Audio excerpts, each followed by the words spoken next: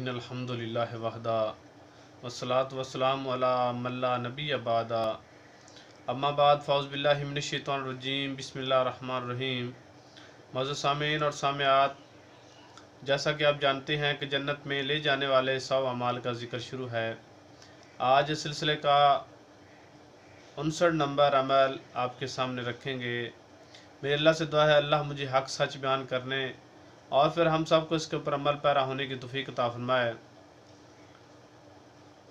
रसूलुल्लाह सल्लल्लाहु अलैहि वसल्लम ने सुबह की नमाज अदा करने के बाद सैयदना बिलाल रज़ी अल्लाह ताला अन्हो से पूछा, ए बिलाल, तुझे इस्लाम में दाखिल होने के बाद कौन सा ऐसा अमल लगता है जो तुम्हें जन्नत में लेके जाएगा? क्योंकि आज रात मैंने जन्नत के अंदर अपने आगे आपके कदमों की आवाज़ को पाया है, सुना है।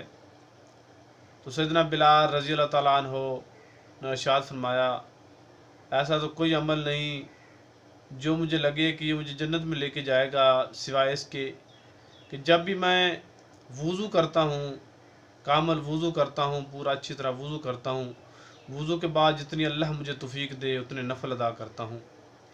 इस अमल की वजह से हो सकता है अल्लाह ताला मुझे जन्नत के अंदर घर दे दे या मुझे अल्लाह ताला जन्नत दे दे। इस हदीस को सही मुस्लिम के अंदर 6324 नंबर के ऊपर दर्ज किया गया है। मेरे अल्लाह से दुआ है अल्लाह जो कोई सुना सुना अल्लाह मेरे समेत हम सब को उसके ऊपर अमल पैरा होने की तौफीक अता फरमाए। अल्लाह हमें ज़िंदा रखे इस्लाम के ऊपर, अल्लाह हमें मौत दे शहादत वाली। अस्सलामु अलैकुम व रहमतुल्लाहि व बरकातहू।